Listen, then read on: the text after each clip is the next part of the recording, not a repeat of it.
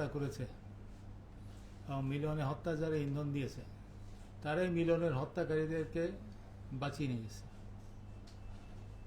যে যার ফলে বিচারটা একটা নিষ্ফল বিচার হয়েছে। বিচারের কোনো আসামি ছিল কিন্তু বিচারের কোনো খুনি পাওয়া যায়নি, কিন্তু খুন তো হয়েছে, এটা তো আমলে দিছে। যারা মিলনকে হত্যা করেছে, হত্যার ইন্ধন দিয়েছে, মিলনকে বাঁচিয়ে রেখেছে, অর্থাৎ একটা প্রচ্ছন্ন শক্তি গভর্নমেন্টের ভেতরে তখনও ছিল, তখনই তো নির্বাচিত গভর্নমেন্ট। এই শক্তি এবং এখনকার যারা মব যারা করে এই এক শক্তি একই শক্তি, চেহারা আলাদা, সংস্করণ আলাদা, কিন্তু একই জিনিস। তারা এখনকার সময় যেভাবে অ্যাক্টিভ, তখনকার সময় ওই বিচারের প্রশ্নে তারা অন্যভাবে অ্যাক্টিভ ছিল। আর টকশোর ব্যাপারে মোস্তাক সাহেব বলছেন এরা আর একভাবে অ্যাক্টিভ। এর মানে হলো এই যে ক্ষমতা যারা থাকে এর সামনে একটা অংশ থাকে, পেছনে একটা অংশ থাকে। পেছনের অংশটা সহজে নড়ে না, সামনের অংশ নড়ে যায়, এক দল যায় আর এক দল আসে, কিন্তু পেছনের অংশটা থেকে যায়। এবং আবার যখন গভর্নমেন্ট চেঞ্জ হয় তারা আবার পেছনে চলে যায়, বা তারা তাদের অবস্থানে আবার তারা কাজকর্ম করা শুরু করে। এরকম একটা অবস্থায় আজকের যে অবস্থা, এরকম অবস্থায় মানে আমাদের করণীয়টা কি?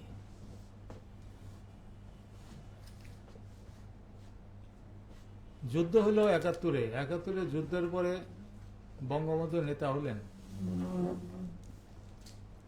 সেটা একটা নাটক যে তাজউদ্দিন গভর্নমেন্ট বাদ দিয়ে তাজউদ্দিনকে বাদ দিয়ে উনি প্রাইম মিনিস্টার হয়ে গেলেন প্রেসিডেন্ট থেকে, এগুলো অন্য নাটক। কিন্তু তারপরে উনি কনস্টিটিউশনটা চেঞ্জ করলেন, বাকশাল করলেন। তার পরবর্তী যে অনেকগুলো ঘটনা, পলিটিক্যাল কনস্পিরেসি আছে, কিন্তু একটা সময় এসে যেটা হলো যে একটা সময় এসে সামরিক আইন হলো, প্রেসিডেন্সিয়াল গভর্নমেন্ট হইলো, পরে আবার সেই গভর্নমেন্ট চলে গেলো, আবার সামরিক আইন হলো, প্রেসিডেন্সিয়াল সিস্টেম অফ গভর্নমেন্ট হইলো। এবং সেটা একটা স্টিডি ৯ বছরের একটা স্থায়ী বলা যায়। ৯ বছরের শাসন তো একটা স্থায়ী বলতে হবে, একটা স্থিতিশীল বা স্থায়ী একটা সামরিক সরকার সেখানে ক্ষমতায় আসলে মানুষের যে গণতান্ত্রিক আকাঙ্ক্ষা, সেই আকাঙ্ক্ষা থেকে সারা দেশের শ্রমিক, কৃষক, কর্মচারী বিভিন্ন সংগঠনের মধ্য দিয়ে একটা রাজনৈতিক মোর্চা গড়ে উঠেছিল। সেই মোর্চার নেতৃত্বে আন্দোলন হলো, অভ্যুত্থান হলো, এবং এর অন্যতম একজন সংগঠক ছিল মিলন।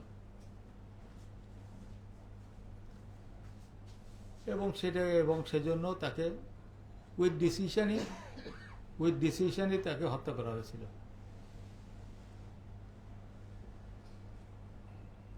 তারপরে পেছে আমাদের এই যুদ্ধে, আমাদের এই সংগ্রামের এবং এত আত্মত্যাগ, আসলে যে আত্মত্যাগ 90 মুভমেন্টে এত আত্মত্যাগ অন্যান্য দলের নাই। এই আত্মত্যাগের পরে যেটা হয়েছে, প্রেসিডেন্সিয়াল সিস্টেম থেকে পার্লামেন্টারি সিস্টেম হয়েছে। একটা কমন ধারণা, সাধারণ ধারণা হলো প্রেসিডেন্সিয়াল সিস্টেম এইটা অনেকটা ডিক্টেটোরিয়াল, এক ব্যক্তির শাসন।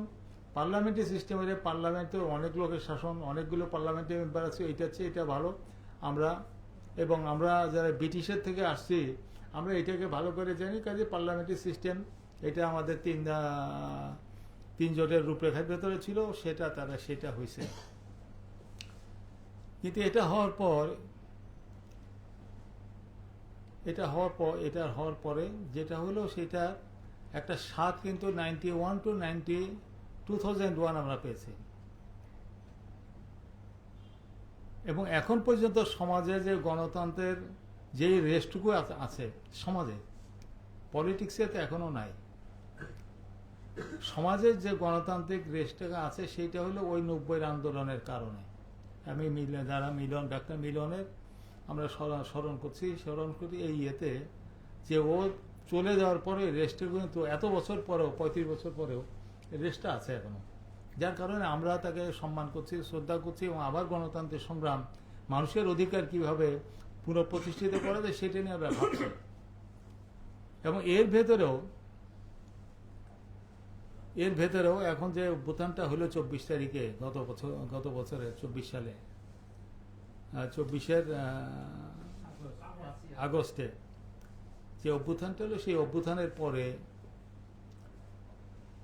এই অভ্যুত্থানের সমস্ত শক্তি কিন্তু ইনভলভ হয়ে গেছে। একটা হলো জনগণের আকাঙ্ক্ষা আছে স্বৈরাচারের থেকে মুক্ত হওয়ার জন্য, এই আকাঙ্ক্ষার সঙ্গে নানান কথাবার্তা বলে নানান ইস্যু ধরে কিন্তু তারা অ্যাক্টিভ হয়ে গেছে এবং শেষ পর্যন্ত দেখা গেল খুব সুসংগঠিত রাজনৈতিক শক্তি যদি কোনো আন্দোলন অভ্যুত্থানে না থাকে, এটাকে অন্যান্য শক্তি নানানভাবে হাইজ্যাক করে নিয়ে যেতে পারে, এটাকে ব্যবহার করতে পারে। এবং সেই জন্য আমরা বলি যে আজকে যে 24 অভ্যুত্থানের পরে আমরা সবসময় বলেছি আর্লিয়েস্ট পসিবল টাইমে এটা ইলেকশন দিয়ে গভর্নমেন্টে চলে যাওয়া উচিত।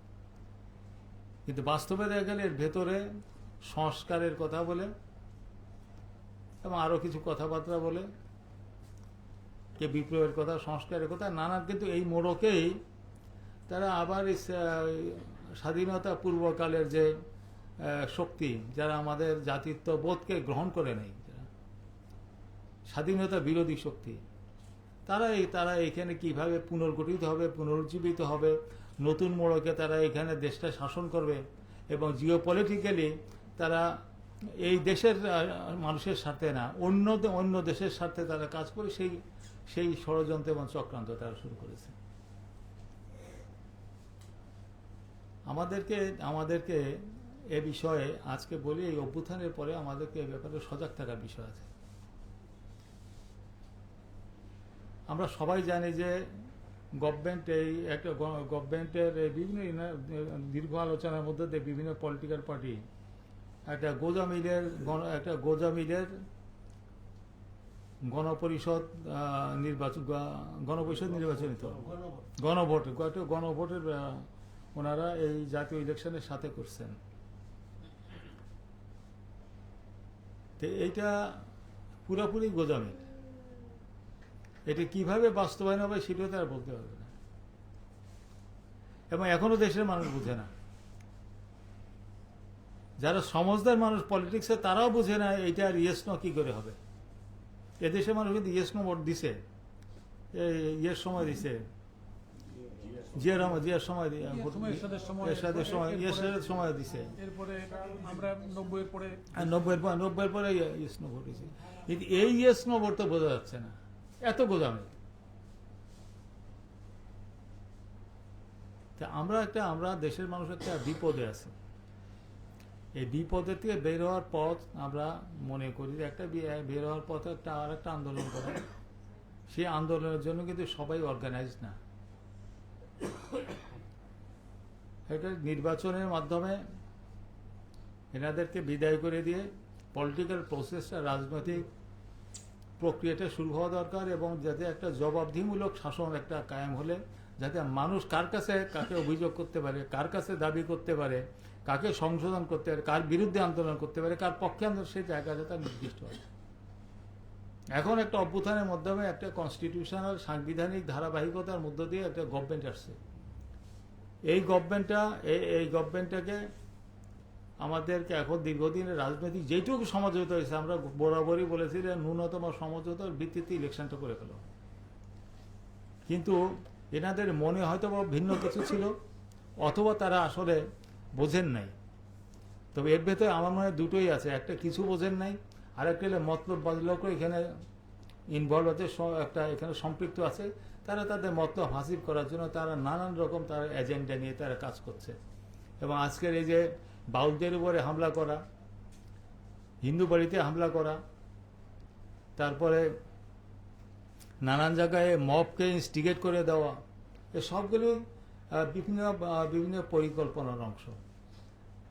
আমাকে দেশটাকে একটা পলিটিক্যাল সিস্টেমের মধ্যে নিয়ে যাওয়ার জন্য এই গভর্নমেন্টের এই অভ্যুত্থানের পরে অভ্যুত্থানে যারা করেছেন তারা অনেকেই যার ঘরে চলে গেছেন।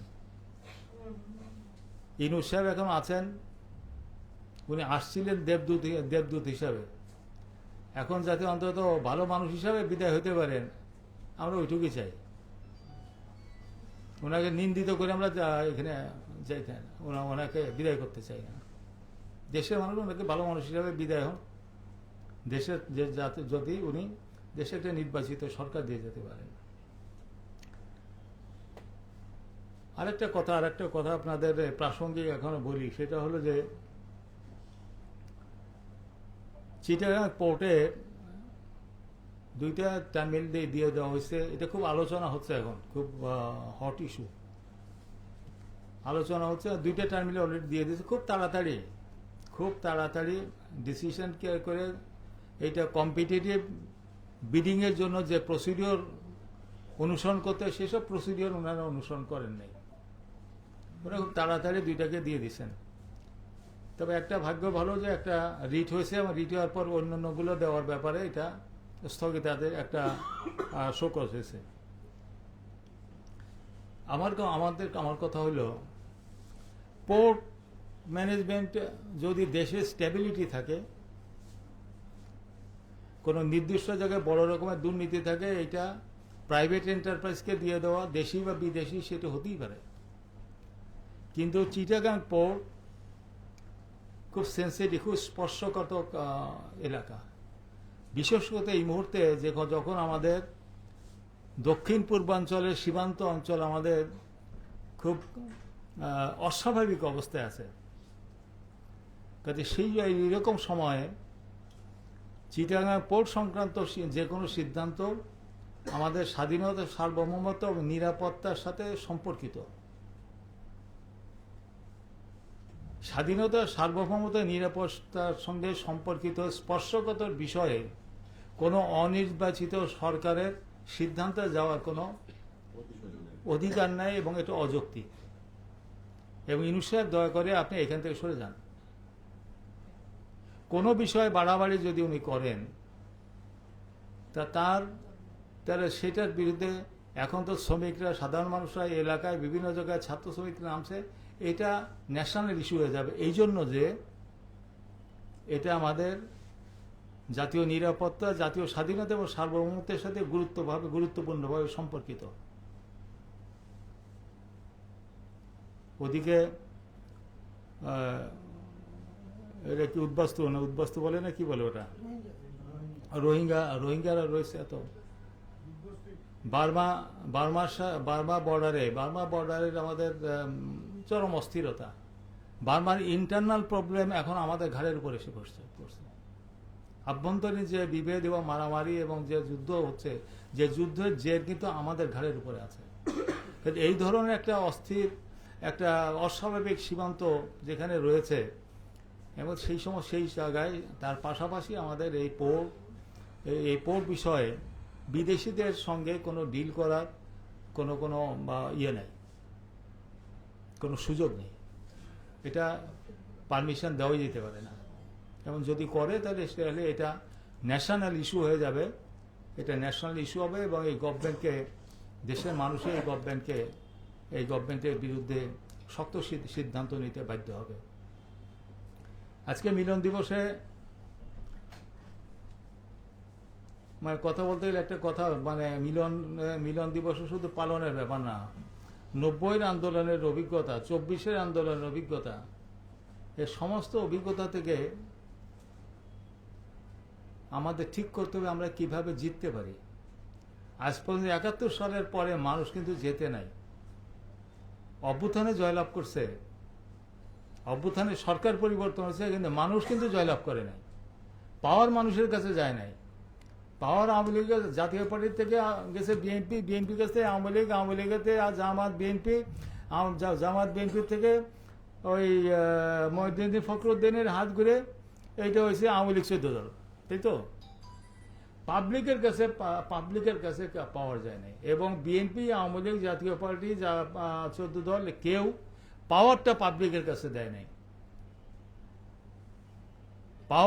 পলিটিক্যাল পাওয়ার জনগণের কাছে দেয় নাই।